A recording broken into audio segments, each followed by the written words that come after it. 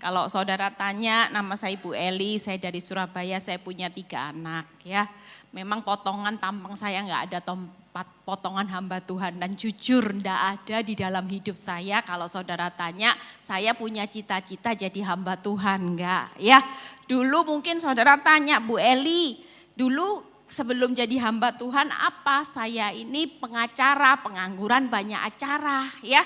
Karena ibu rumah tangga nggak boleh kerja, jadi makanya kalau banyak ibu-ibu kalau hari ini disibukkan itu jauh lebih bersyukur.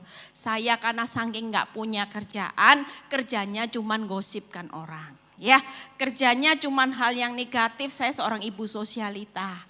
Sukanya kumpul-kumpul sama ibu-ibu, arisan ya. Semua pengetahuan buat hidup saya dulu semuanya tentang dunia. Tapi bersyukur, makanya kalau diproses Tuhan, ngucap syukur. Justru ketika diproses Tuhan itu menjadikan saya mengerti nilai hidup saya. Siapa saya, ternyata Tuhan itu bisa pakai orang yang gak pernah dipikir. Saya sendiri nggak pernah berpikir, saya nggak pernah sekolah Alkitab ya. Saya mungkin nggak seperti Pak Doni ya. Wah, saya dengar sekolah sampai S3 kalau nggak salah ya Pak. S3 Pak. Oh S2. Saya S1 aja nggak sekolah Alkitab benar. Dan orang tanya Bu Eli sekolah apa kok bisa berkhotbah? Sekolah kehidupan ya. Praktek. Jadi ketika mengerti firman, Tuhan bilang praktek ya. Dan saya bersyukur hari ini kalau saudara tanya Bu Eli sekolah kehidupannya berapa tahun? 10 tahun hari ini. Hasilnya luar biasa. Tepuk tangan buat kemuliaan Tuhan ya. 10 tahun tuh panjang saudara. Wah berdarah-darah. Nanti kalau ada waktu saya akan cerita kesaksian hidup saya gimana ya.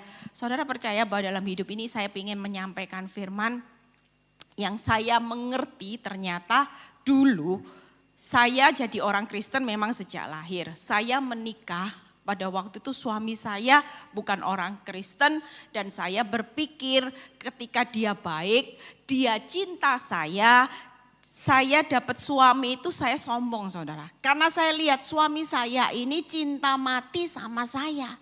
Nggak mungkin, bahkan waktu kita nikah aja suami saya bilang gini, kamu percaya ya, aku tidak akan pernah selingkuh. Nggak akan pernah mengkhianati kamu. Itu dikatakan dan saya sebagai seorang istri yang namanya janji seperti itu jelas dong itu jadi pegangan. Ya, dan itu membuat saya menjadi seorang istri yang sombong karena saya tahu bahwa dia sangat mencintai saya, dia tidak akan mungkin walaupun saya galak dalam tanda kutip saya jadi orang Kristen tapi saya nggak jadi pelaku firman. Dan saya berpikir dulu ketika saya mengalami proses pada waktu saya melayani Tuhan 2 tahun. Saya berpikir kenapa Tuhan engkau izinkan semua ini terjadi. Tapi ternyata setelah saya berpikir, yuk kita buka dulu ayatnya. Amsal 13 ayat 13. Kita baca sama-sama bagaimana hari ini saudara mengerti. Makanya firman ini jangan sampai diremehkan. Ya, ketika siapa meremehkan firman, ia akan menanggung akibatnya. Tetapi siapa taat kepada perintah akan menerima balasan.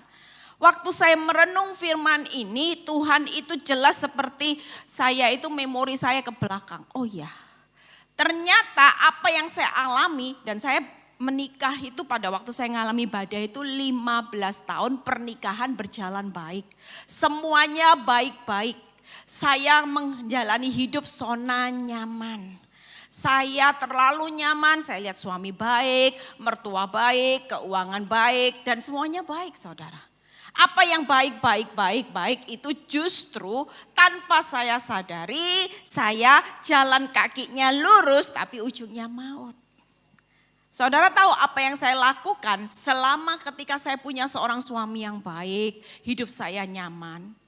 Tuhan itu ingatkan, kamu ini apa yang terjadi hari ini menimpa hidupmu dan benar ketika 2 tahun melayani Tuhan tiba-tiba tanpa ada angin, tanpa ada tanda-tanda yang namanya badai, sekonyong-konyong suami saya jatuh berselingkuh.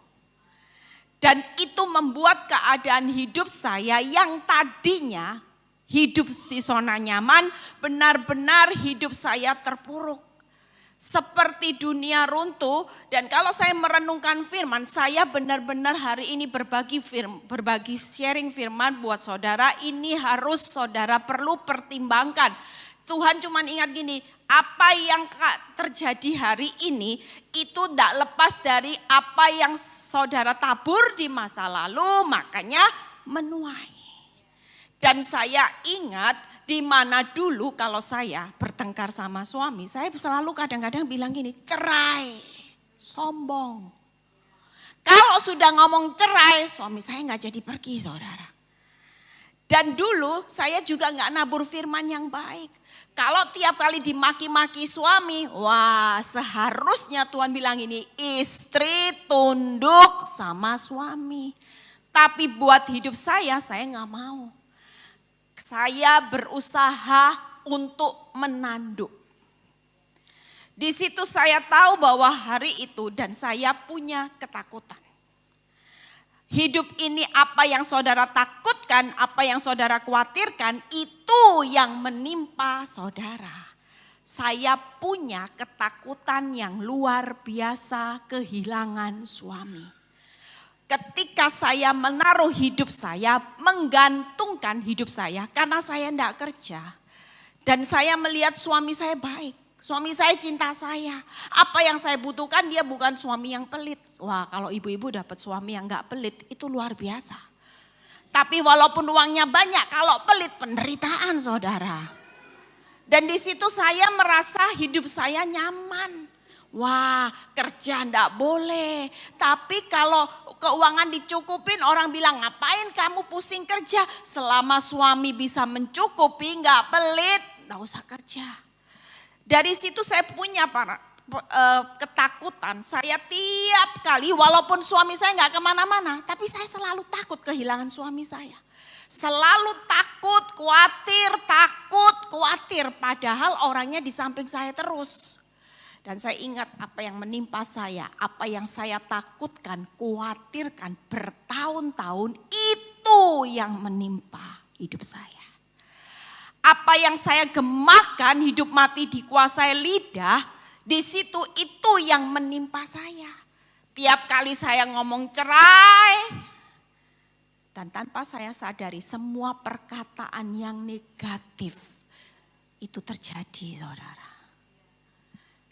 Dan di situ saudara tahu hari ini yuk kita lihat bagaimana orang yang meremehkan firman akan menanggung akibatnya. Jadi dari situ hidup saya mulai mengerti dalam pertobatan. Tuhan bilang gini, apa yang menimpa kamu selama kamu meremehkan firman, kamu akan terus tanggung akibatnya. Kalau hari ini engkau sadar walaupun nasi sudah jadi bubur, tidak ada kata terlambat. Tapi kalau hidupmu tetap hari ini berubah, bertobat, taat firman, aku akan memberi engkau balasan. Amin saudara. Kalau waktu itu hidup saya gak taat sama Tuhan, mungkin hidup saya berkata gini, oh dia bisa selingkuh, saya juga bisa. Dia laku, saya laku. Hancur saudara. Hidup saya akan terus tanggung akibat dosa saya. Kalau saya merasa tidak terima dengan harga diri saya akan terus hidup yang menanggung akibat dosa-dosa saya. Tapi Tuhan bilang ini, lihat tidak ada kata terlambat. Hari ini yang aku mau hidupmu bertobat. Mulut bertobat, perbuatan bertobat, pikiran bertobat. Dan di situ saya mulai merubah. Tuhan bilang ini, kepingin terima balasan atau tanggung akibat terus? Enggak Tuhan. Aku enggak mau terima akibat, nah enak Tuhan. Aku mau terima balasan di mana aku mau menikmati berkat-berkat Tuhan. Amin. Yuk kita buka di Amsal 13 ayat 21. Ya, kita baca sama-sama. Hari itu ketika saya membaca ayat ini, saya tahu Tuhan lagi tegur hidup saya. Orang berdosa dikejar oleh malapetaka, tetapi ia membalas orang benar dengan kebahagiaan. Dan ayat ini berkata, oh iya Tuhan, aku mau hari itu aku bertobat supaya hidupku bahagia. Siapa yang mau hidup malapetaka terus ketika saya hari itu balas gigi ganti gigi, mata ganti mata, mungkin hari ini hidup saya hancur, saya gak akan nikmati kebahagiaan. Tapi ketika saya bertobat, hari ini hidup saya menikmati sukacita, kebahagiaan yang dunia tidak bisa beri. Amin saudara. Buka di Amsal 13 ayat 22. Yuk kita baca. Orang baik meninggalkan warisan bagi anak cucunya, tetapi kekayaan orang berdosa disimpan bagi orang benar. Dan Tuhan ingatkan, kalau hidupmu bertobat, ya Tuhan bilang ini gak usah takut. Suamimu mau selingkuh, ya suamimu mau berkata sudah gak cinta lagi sama kamu, tetap percaya ketika aku bilang hidupmu menikmati bahagia, pasti happy ending. Dan engkau tahu bahwa engkau akan menikmati kekayaan apa yang engkau lakukan, engkau tabur hari ini dengan benih-benih kebenaran, itu akan sampai kepada anak cucumu. Yang ketiga, yuk baca Amsal 13 ayat 25. Amsal 13 ayat 25. Orang benar makan sekenyang-kenyangnya, tetapi perut orang fasik menderita kekurangan. Hidup dalam pertobatan, jadi orang benar, hidupnya dijamin berkelimpahan. Tapi kalau hidupmu terus mau meremehkan firman, tidak akan terima. Coba buka yang satunya, slide yang satunya, balasan saat kita tidak taat. Ya. Saudara, hari ini Tuhan ingatkan buat firman di awal tahun, pesan Tuhan. Jangan pernah anggap remeh firman.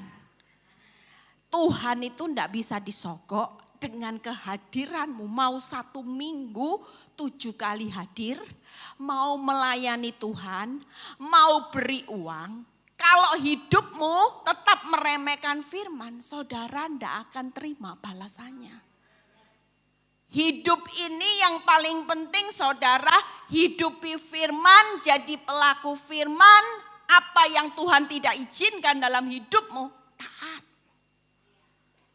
Karena kalau saudara terus hidup dalam dosa, mau doa sampai air mata habis, yang namanya ingus semuanya, ini ketentuan. Orang berdosa itu selalu dikejar oleh malapetaka. Orang berdosa tidak menikmati kekayaan, orang berdosa menderita kekurangan. Jujur ketika saya mengalami proses hidup saya dalam pertobatan, Tuhan cuma ingatkan buat hidup saya, kenapa saya hari itu berbalik arah. Waktu awal proses saya cuma lihat Tuhan rubah hidupnya. Tuhan, aku biji matamu, ubah suamiku Tuhan, ubah. Sampai 1 kali Tuhan ingatkan buat hidup saya, Eli, kamu jangan terus hidup lihat itu berubah. Kamu tahu proses ini yang mau aku ubah kamu. Suami itu cuman alatku. Suamimu lagi ndak aku bolak balik. Jangan kamu lihat berubah, justru ini yang mau hidupmu yang aku sedang proses. Percayalah. Kalau hidupmu sudah tidak meremehkan firman, taat dengan apa yang aku mau, engkau akan lihat suamimu pasti berubah. Amin. Dari situ saya sadar, ternyata yang mau dirubah hidupnya saya. Tapi hidup saya hari itu cuma lihat itu kapan berubah. Hidup saya makin terpuruk saudara. Tapi sejak saya tahu itu alat Tuhan untuk merubah, mempertajam karakter Kristus dalam hidup saya mulai tidak lagi fokus dengan alat Tuhan. Saya mulai fokus dengan hidup saya sendiri.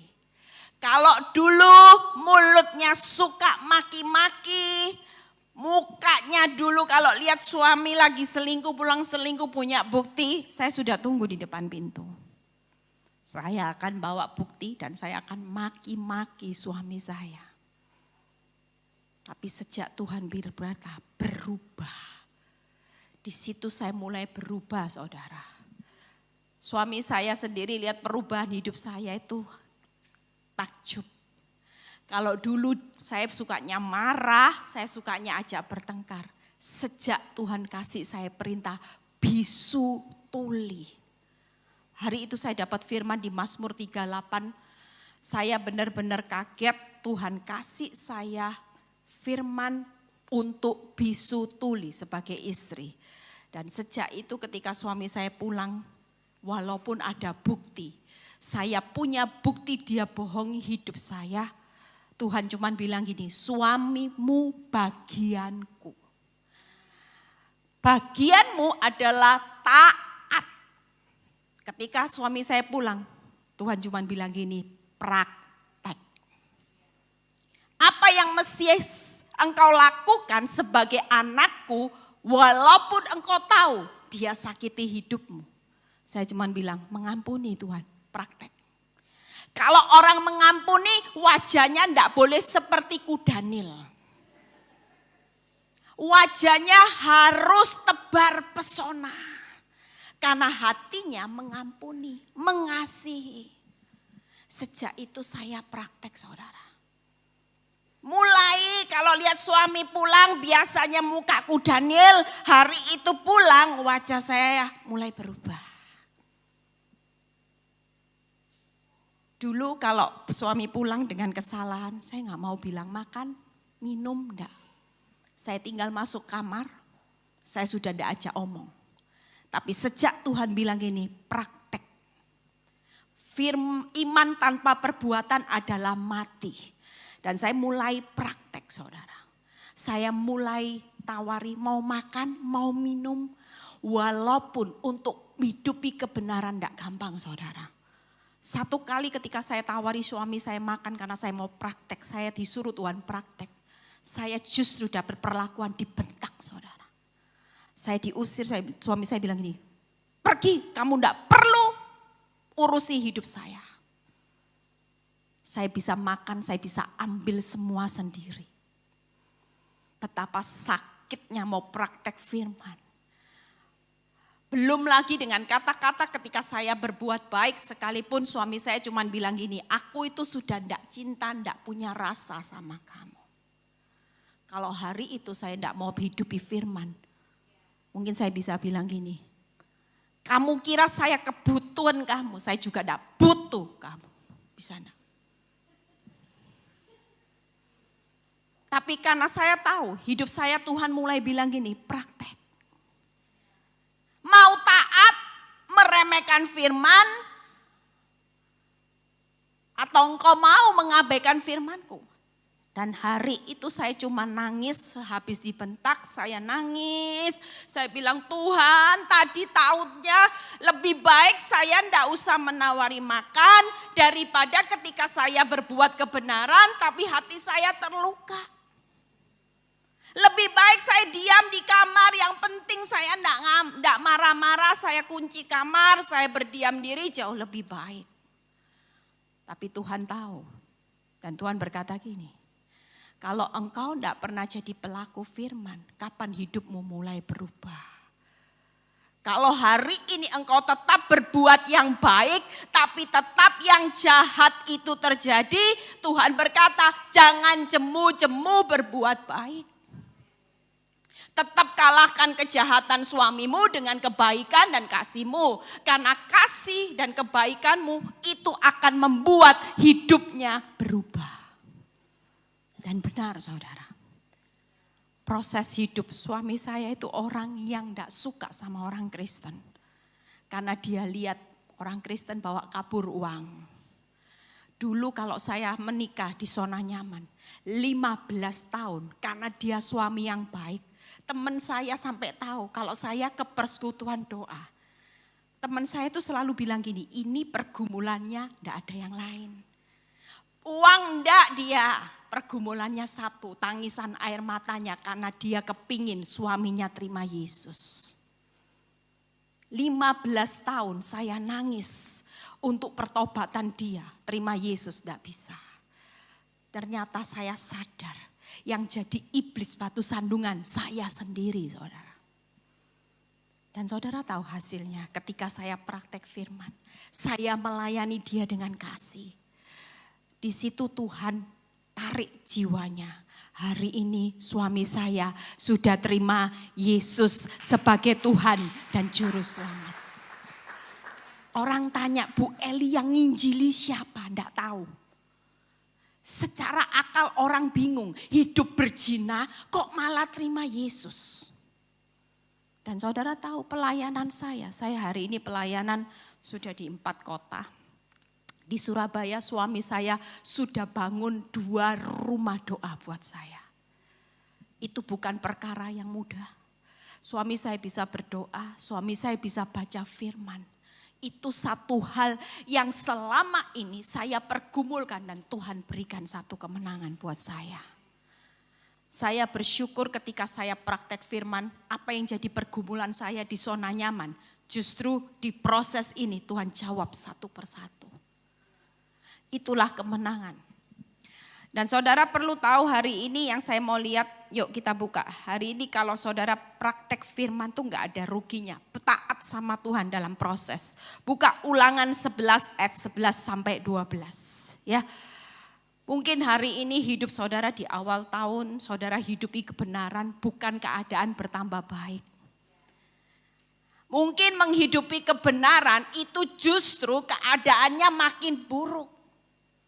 Orang hidupi kebenaran, saya jujur ketika saya menghidupi kebenaran, apakah dengan semudah membalik telapak tangan? Ketika saya makin hidupi kebenaran, suami saya makin haleluya. Saudara tahu, dari selingkuh, nikah siri, punya anak 1, punya anak 2. Wow.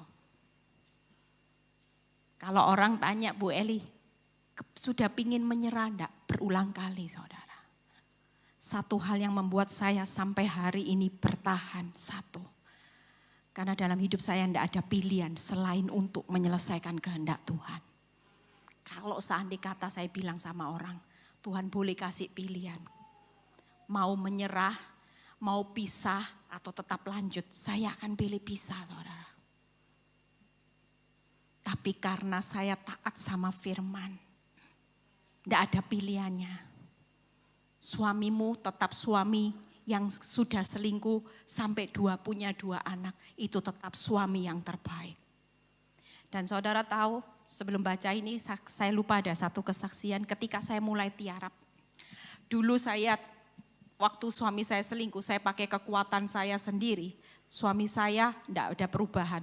Tapi ketika saya tiarap, ya ini buat bapak-bapak, hati-hati kalau pulang kerja. Biasanya lihat istri yang berarti saudara masih aman. Karena saudara menghadapi kekuatan mulutnya. Gini, ya. Tapi kalau saudara pulang kerja, lihat istrimu mulai diam, hanya berlutut, hati-hati. Saudara tahu ketika saya mulai berlutut dan saya diam. Suami saya tiba-tiba kena, hari itu waktu saya berdoa pagi, Tuhan tuh ingatkan jantung, cek jantung suamimu. Dan saya cuma bilang, saya doa dapat sesuatu, ayo kita cek jantung kamu. Suami saya marah saudara. Suami saya bilang gini, kamu memang busuk hatimu. Kamu berdoa supaya saya kena jantung, katanya gitu. Biar cepat mati, katanya. Dalam hati saya, Tuhan dikasih tahu yang baik kok tambah. Saya bilang, ya terserah, saya cuma doa, saya dapat sesuatu. Singkat cerita karena kasih karunia. Makanya ibu-ibu kalau suaminya lagi bermasalah jangan didoakan cepat mati. Ya. Karena kalau mati beneran nanti doa orang benar besar kuasanya. Mati beneran saudara yang rugi saudara. Hari itu suami saya tetap berdoa, Tuhan jangan ambil nyawa suami saya. Kasih karunia. Hari itu suami saya yang harus kena sinus, periksa dokter. Saya ke Singapura, dokternya dapat sore, mau dipindah pagi nggak bisa. Paginya kita nganggur, suami saya bilang gini, ya sudah ayo cek jantung. Waktu check up jantung, dokter itu kasih hasil yang membuat dia shock. Saya sendiri kaget. Dokter bilang gini, as soon as possible, secepat mungkin kamu nggak boleh pulang Indonesia. Karena di arteri utama jantungmu itu sudah blok, tersumbat 90%. Jadi kalau 10% lagi sudah habis. Jadi sampai tidak boleh pulang Indonesia. Saudara tahu, waktu dengar itu, saya bilang sama Tuhan, Tuhan terima kasih. Untung saya jadi istri selama ini, tidak pernah berdoa yang jahat buat suami saya. Waktu masuk kamar operasi, pasang ring, di depan kamar operasi saya tetap berkata, Tuhan saya mengampuni suami saya. Biar Tuhan kasih dia perpanjangan umur, operasi berjalan dengan baik. Singkat cerita, operasi berjalan dengan baik, suami saya sembuh sehat. Setelah itu dia lanjutkan selingkuhnya saudara. Teman saya bilang gini, makanya ngapain kamu doain sehat, doain kuatnya itu. Tapi buat hidup saya sudah lakukan bagian saya, taat firman. Selebihnya dia mau berbuat dosa lagi, itu tetap akan menghadapi kekuatan Tuhan. Kalau dia berani bertindak melakukan dosa lagi, dia tidak lagi berhadapan dengan kekuatan saya. Hakim yang adil yang akan berbicara. Tapi di mata Tuhan saya sudah lulus sebagai orang benar. Amin. Yuk baca ini.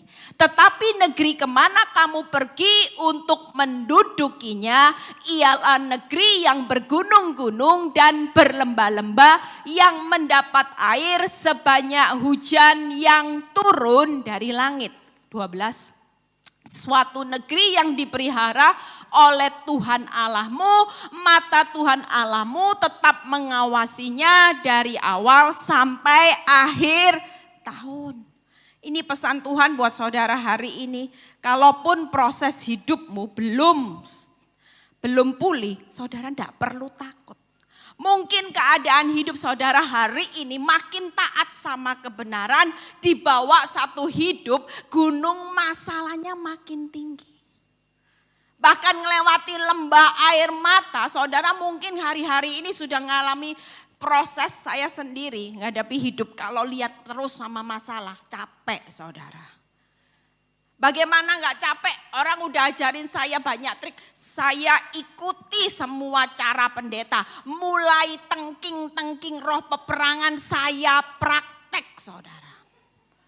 Diajari pendeta tiap kali suamimu pulang kerja supaya tidak pergi ke wanita itu, mulai belajar roh peperangan. Saya tanya roh peperangan yang bagaimana? Tiap malam pulang kerja ikat kakinya dalam nama Yesus, ikat, saya ikat terus.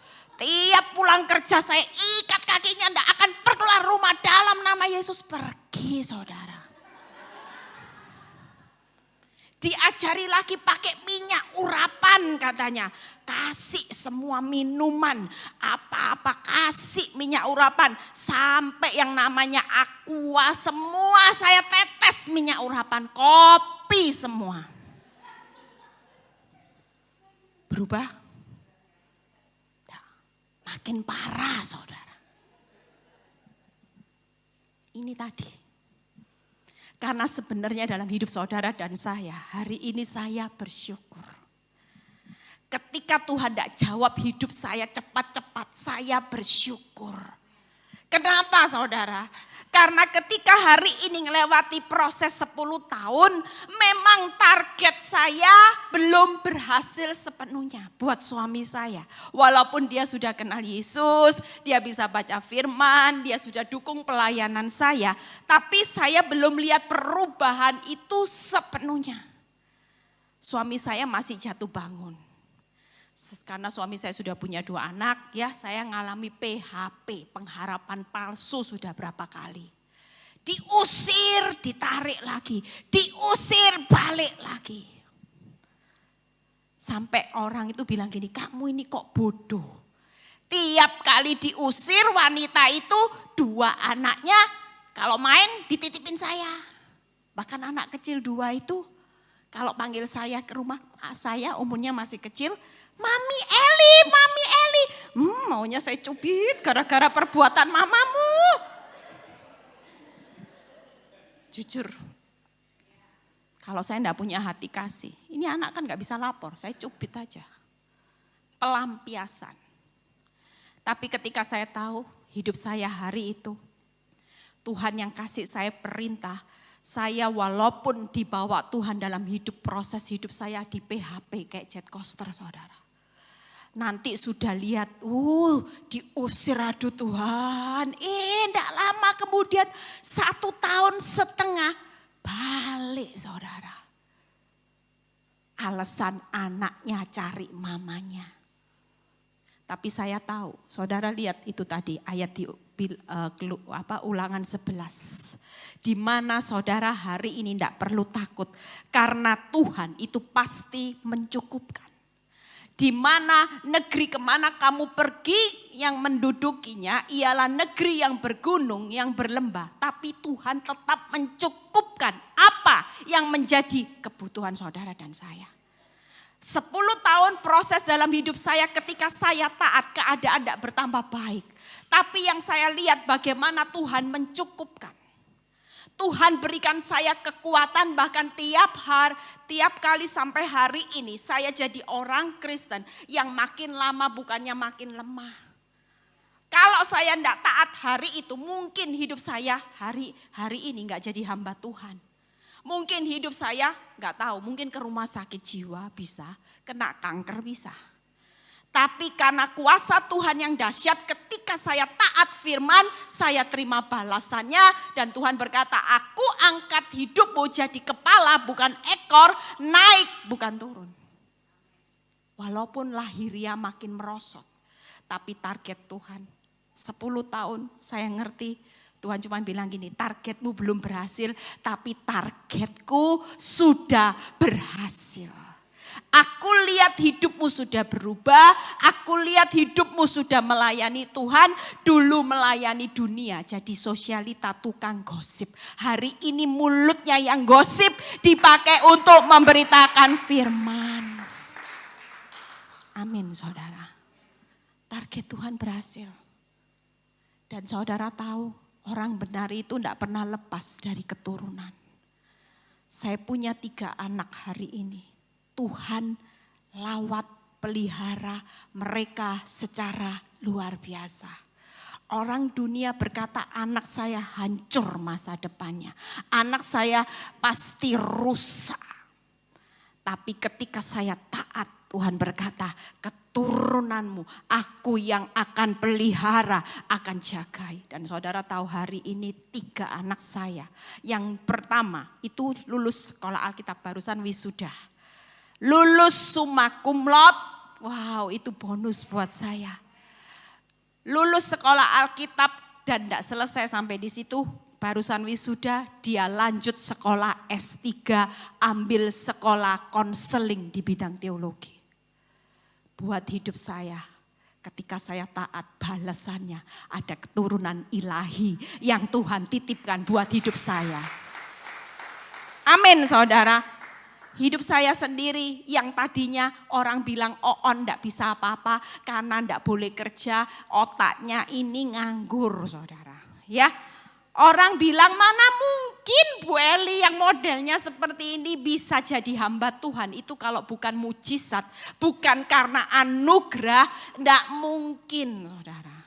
Dulu cuman taunya tas ini, sepatu ini, gosip ini, taunya ini. Tapi hari ini saya sudah tidak tahu yang namanya dunia. Dunia itu ya saya tahu hari ini hidup saya harus bawa jiwa-jiwa kepada Tuhan. Amin saudara. Yang kedua apa tadi gambarnya mencukupkan. Yang kedua tadi Tuhan pelihara. Saudara tidak perlu takut hari ini mungkin keadaanmu makin berat, gunung masalahnya makin tinggi, nggak apa-apa. Yang penting di tahun 2020 percayalah Tuhan pasti pelihara saudara, tidak akan pernah diizinkan saudara jatuh sampai tergeletak. Orang benar bisa jatuh 7 kali tapi tetap akan bangkit karena tangan Tuhan pasti menopang saudara dan saya. Amin saudara. Dan Tuhan mengawasi. Coba buka Ulangan 11 ayat 12 kita baca. Bagaimana saudara diawasi Tuhan. Bukan berarti ketika suami saya punya anak 1 sampai 2. Mata Tuhan itu lepas dari hidup saya, enggak. Tapi Tuhan berkata gini, mata Tuhan Allahmu tetap mengawasinya dari kapan saudara? Awal sampai akhir tahun. Di tengah suamimu selingkuh tetap ada mata Tuhan yang mengawasi hidup saudara dan saya. Di tengah keuanganmu, usahamu yang makin sepi, tidak perlu takut karena ada tangan yang memelihara, ada mata yang mengawasi hidup saudara dan saya itu 24 jam penuh. Sudah lebih dari cukup. Dan buktinya hari ini hidup saya tidak gila. Buktinya orang dunia bilang hancur, anak saya tidak hancur. Anak saya yang kedua barusan ini saya juga lihat rapotnya. Tuhan kasih saya hiburan saudara. Saya pikir kalau anak cowok itu malas belajar.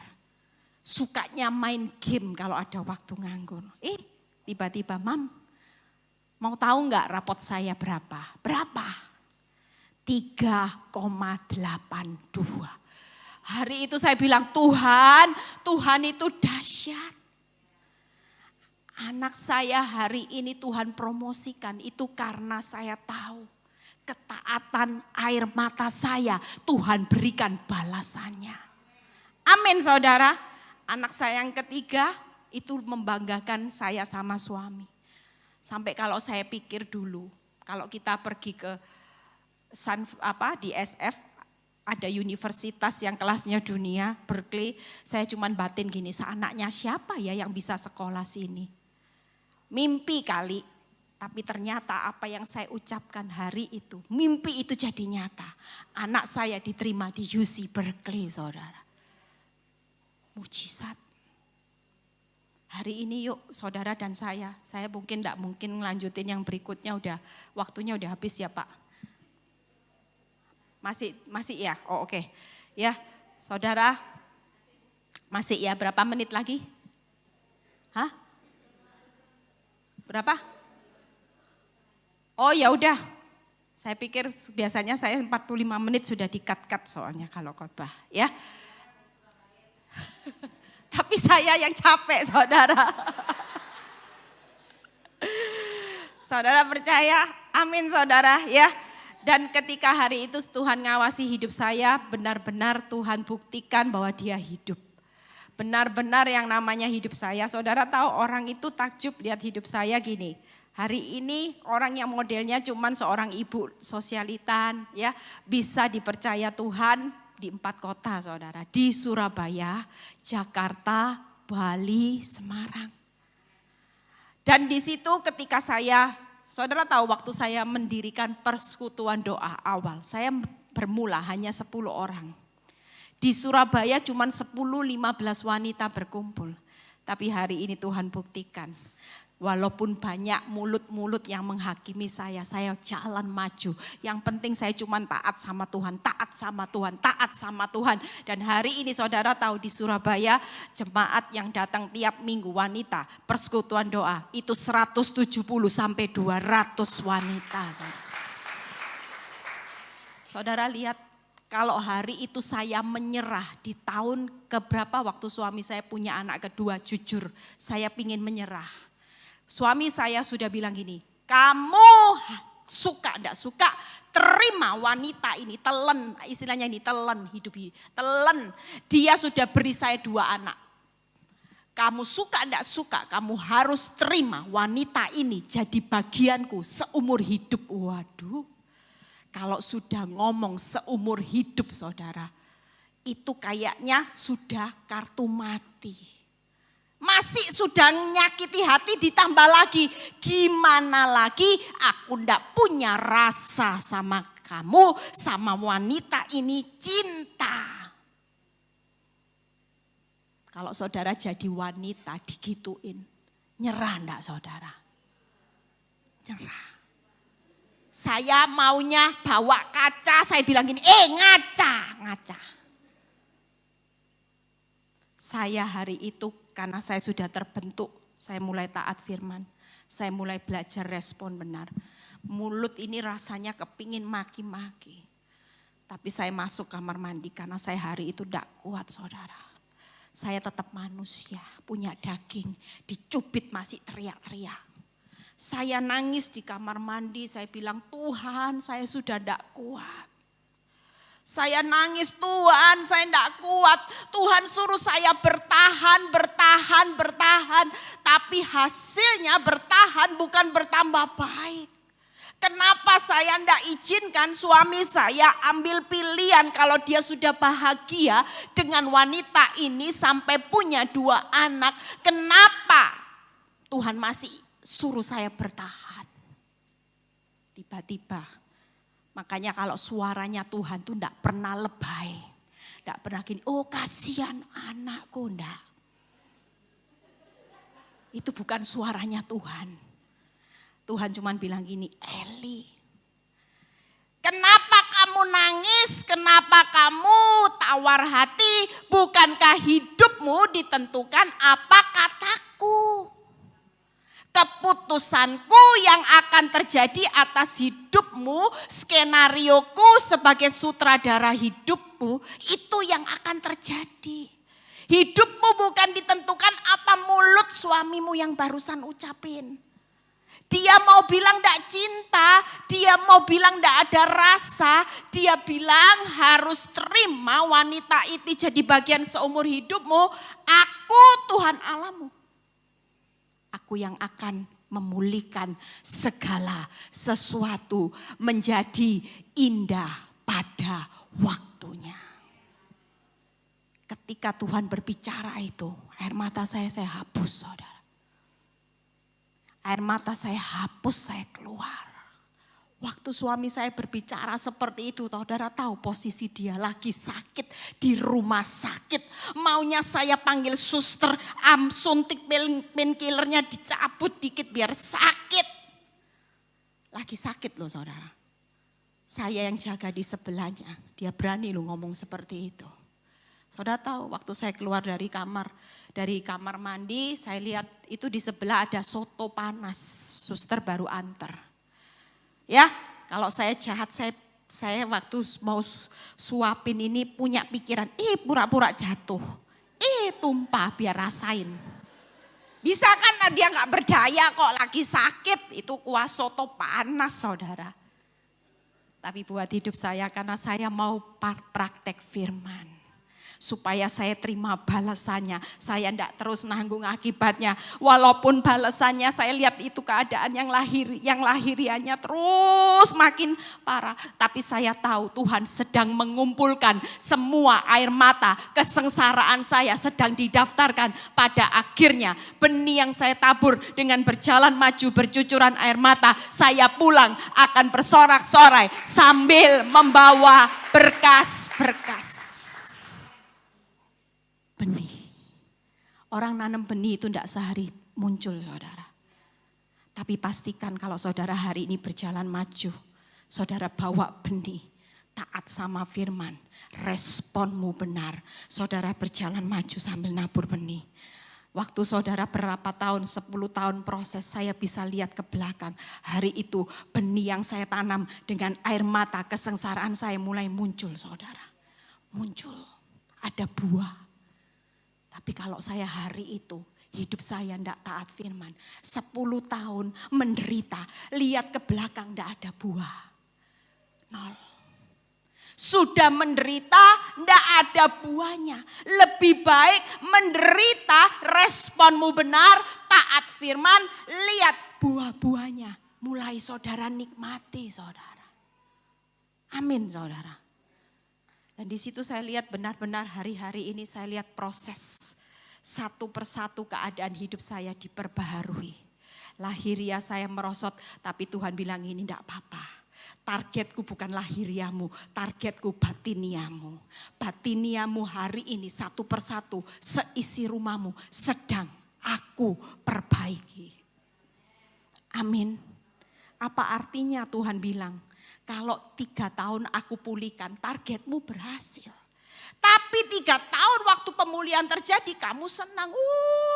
Targetnya suami balik, menang dari ondel-ondel saya menang.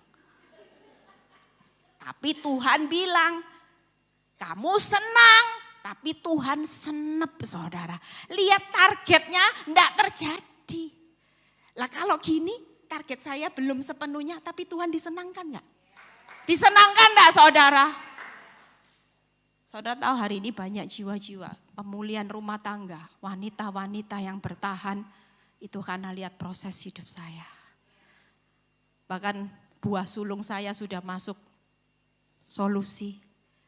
Ya, itu satu karya ketika saya memulihkan satu rumah tangga sampai sudah masuk solusi. Itu pemulihannya dahsyat saudara. Tanya Ita, udah kesaksian orangnya. Wow, boleh diundang itu. Itu suami istri. Itu perkara yang tidak mudah saudara. Saya lihat karya Tuhan ajaib. Waktu istri itu konseling sama saya bilang ini paket lengkap. Kalau saya cuman suami selingkuh. Ini enggak saudara, sudah selingkuh, sudah narkoba, mafia, komplit. Tapi bagi Tuhan mau paket komplit, mau paket hemat, mau paket yang mahal, bagi Tuhan enggak ada perkara mustahil. Justru saudara tahu yang paketnya komplit, yang orang dunia ngomong sulit, tanya Ita hari ini bertobatnya. Dari enggak kenal Kristus loh. Hari ini bisa baca firman Tuhan 7 jam satu hari. Saudara lihat, kemarin saya terima WhatsApp dari istrinya. Dia bilang, Bu Eli, Tuhan itu tidak pernah berhenti sampai di pertobatan saja. Tapi ketika rumah tangga kami dipulihkan, dulu tidak bisa punya rumah. Hari ini bisa beli rumah, saudara. Anaknya dapat beasiswa ke Jerman, saudara. Lihat. Makanya ibu-ibu jangan mempercepat waktunya Tuhan. Nanti cuma indahnya satu bagian. Tapi kalau waktu Tuhan segala sesuatu. Mungkin kalau waktu itu saya dipulihkan Tuhan cepat. Saya cuma balik sama suami aja. Saya enggak tahu ada anak-anak ilahi. Saya enggak lihat ada buah-buah. Pertobatan banyak wanita enggak lihat. Mungkin saya enggak sampai jadi hamba Tuhan. Tapi hari ini 10 tahun enggak apa-apa. Sukacita aja. Tahun ini keuangan belum dipulihkan.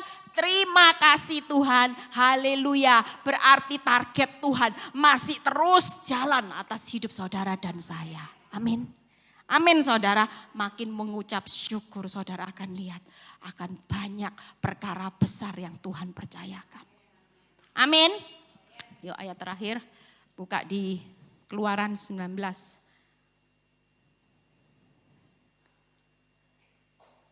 Ayat 5 sampai 6 setelah itu selesai ya.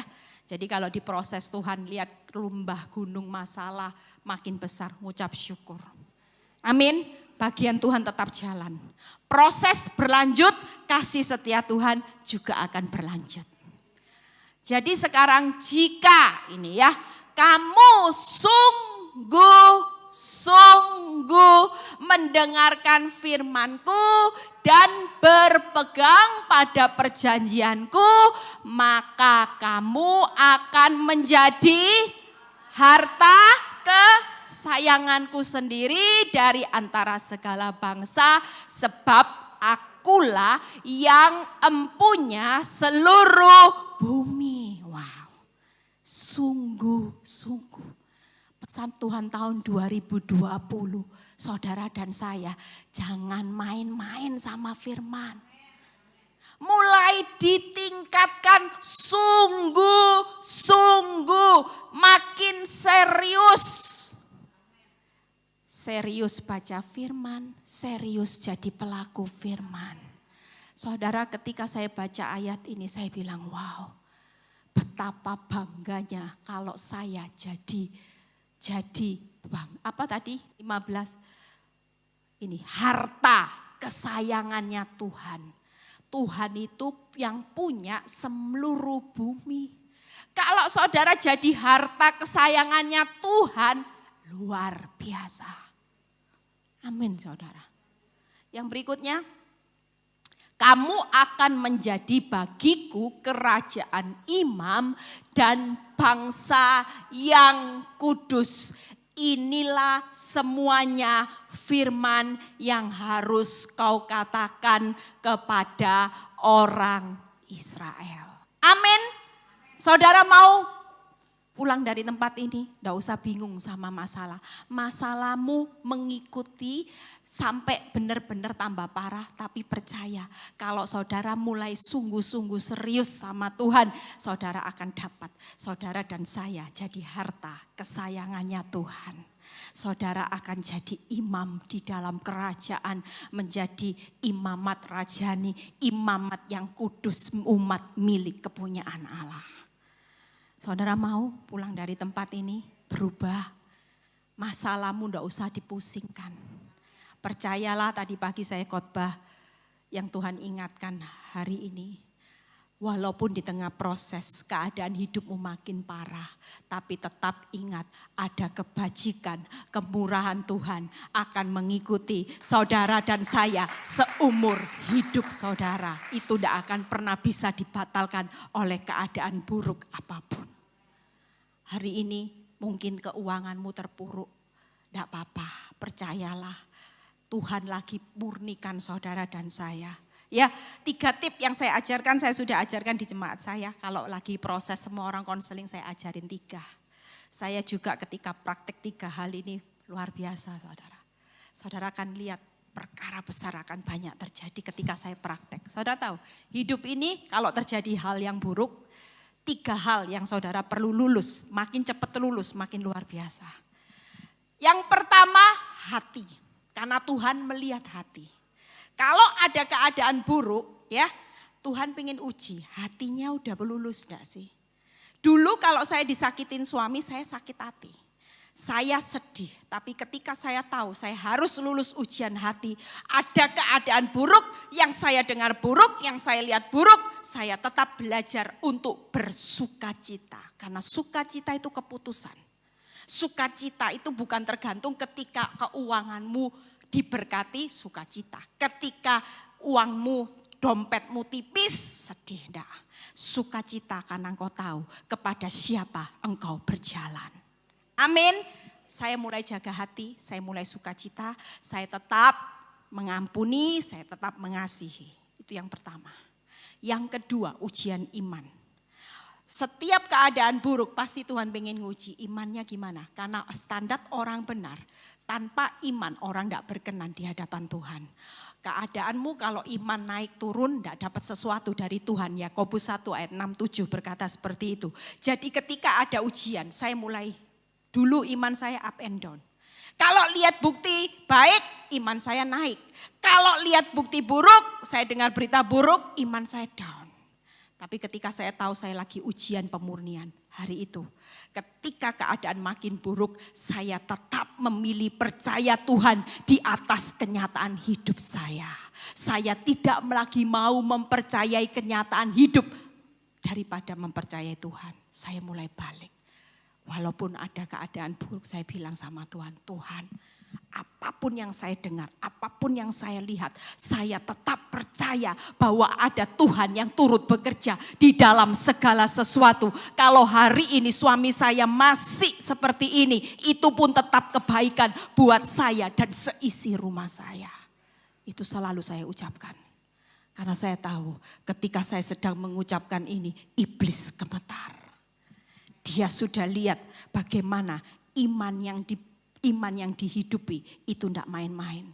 Dan Tuhan selalu berkata, jadilah menurut imanmu.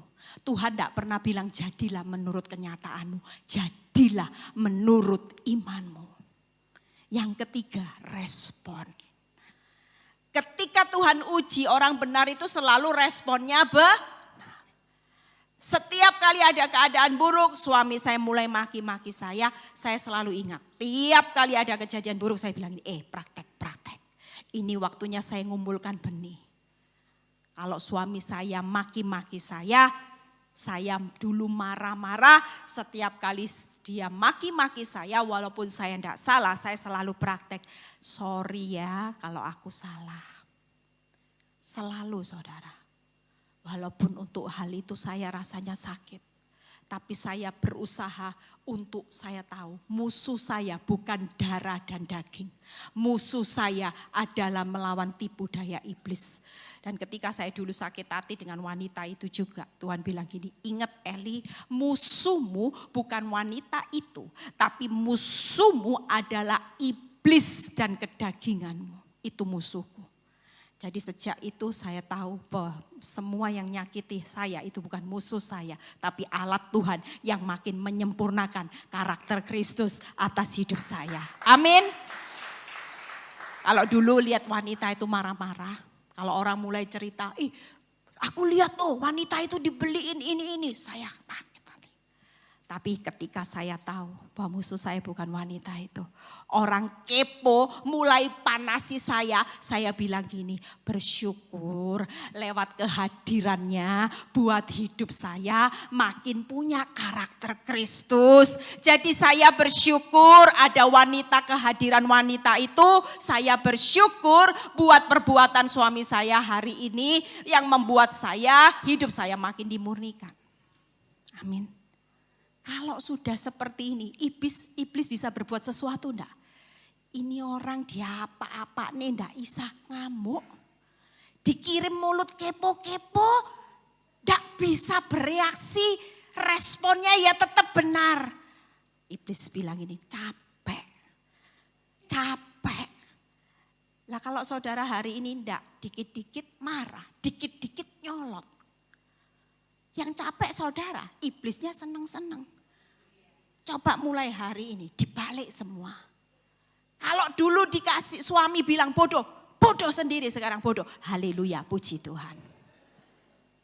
Usaha sepi dulu ngomelnya panjang, sungut-sungut. Mulai sekarang terima kasih Tuhan. Walaupun hari ini kelihatannya sepi, tapi Tuhan memelihara, Tuhan mencukupkan, Tuhan tetap mengawasi toko saya yang sepi, Tuhan tidak akan mempermalukan. Itu satu anugerah. Amin. Sudah selesai 8.40. Yuk bangkit berdiri.